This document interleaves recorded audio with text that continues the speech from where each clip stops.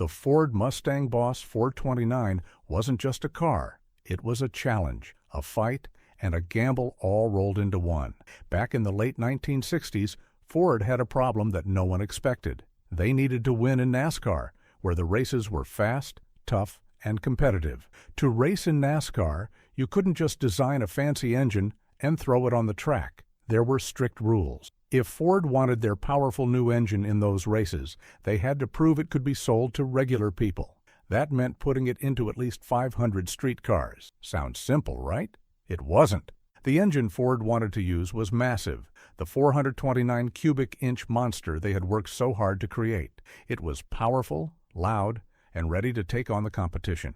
But there was one big problem. It didn't fit into any of Ford's cars. Not the Thunderbird, not the Galaxy, not even the Mustang. Every time engineers tried to make it work, they hit the same roadblock. The engine was just too big. And the Mustang, the car Ford wanted to use, was too small. They were stuck. Ford didn't want to give up, but time was running out. They couldn't let Dodge and Chevrolet take over NASCAR while they stood on the sidelines. That's when they made a surprising move. Instead of solving the problem in-house, they handed it over to a smaller company called CarCraft. It wasn't a well-known name, and many people thought Ford was taking a big risk. But CarCraft was known for solving tough problems, and if anyone could pull this off, it was them. When CarCraft started working on the Mustang, they quickly realized they had to make big changes. The engine bay was too small for the massive 429 engine, so they had to modify the car itself. They moved the battery to the trunk to free up space under the hood. They adjusted the suspension to handle the extra weight.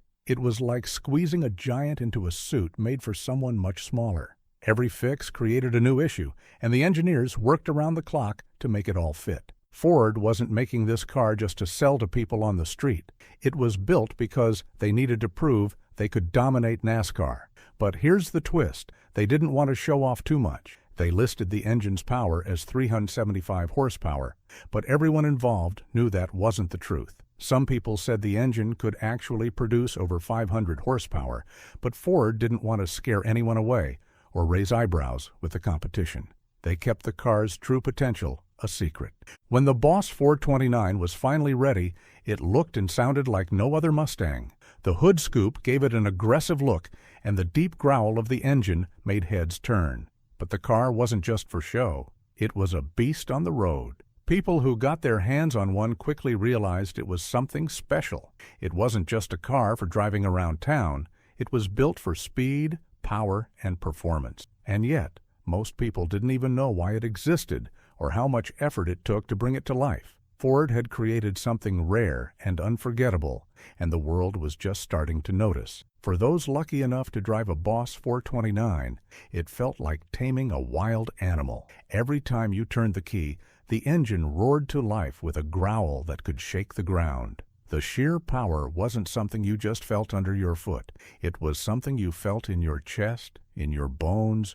But owning one wasn't as simple as walking into a dealership and picking it out. Ford didn't make it easy, and that was part of the mystery. When the Boss 429 was released, Ford priced it higher than any other Mustang at the time, pushing it just out of reach for the average buyer.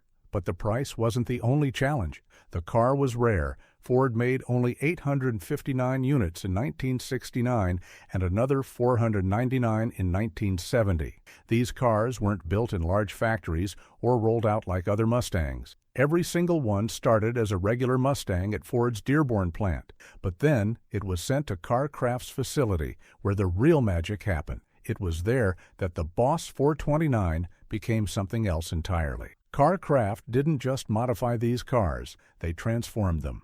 To make the massive 429 engine fit, they cut and reshaped the Mustang's body, widening the front end and reinforcing the frame. Every adjustment had to be done with precision because even the smallest mistake could throw the car's balance off. The workers at CarCraft weren't just mechanics, they were craftsmen, and they treated each Boss 429 like a work of art. But there was a twist no one outside the factory knew. Even the workers weren't sure if the car would succeed. The pressure was enormous, and every car they sent back to Ford felt like a gamble. Would it live up to expectations? Would it actually perform? For the people who bought one, the Boss 429 wasn't just a car. It was a symbol. It wasn't flashy like some of the other muscle cars of the time. It didn't scream for attention with bright colors or over-the-top graphics. It was subtle, with just a small Boss 429 badge and that enormous hood scoop hinting at what lay beneath. But anyone who knew cars could spot one a mile away. To enthusiasts, it wasn't just a Mustang, it was a legend in the making. Yet, for all its power, the Boss 429 had a secret that few people realized back then. It wasn't meant to dominate the streets. Ford had built it with NASCAR in mind, and the engine was designed for high-speed ovals, not city roads. As a result, driving one on the street could be tricky. The engine was temperamental, and it didn't like to be tamed. It ran hot, and the massive carburetor gulped down fuel like it was going out of style. If you weren't careful, the car could be as much of a challenge as it was a thrill. But for those who mastered it, the reward was worth every struggle. Even more surprising was how little attention the Boss 429 got at first. In 1969, the muscle car world was crowded, and the spotlight often went to flashier competitors like the Plymouth Roadrunner or Chevrolet Camaro. The Boss 429 was quiet by comparison, almost too quiet. It didn't shout its greatness. It let the engine do the talking. But this meant that many people overlooked it. Ford didn't push hard to advertise it, and for a while, it seemed like the Boss 429 might fade into the background. But then something unexpected happened. As the years went by, the car's reputation began to grow.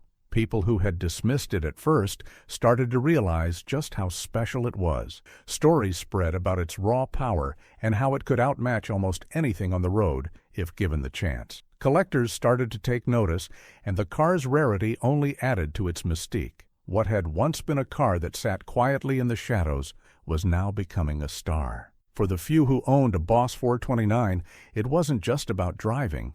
It was about being part of a secret club. You didn't just own a Mustang. You owned a piece of Ford's fight to dominate NASCAR, a car that defied the odds and became something greater than anyone expected. And even though it wasn't perfect, its flaws only added to its charm.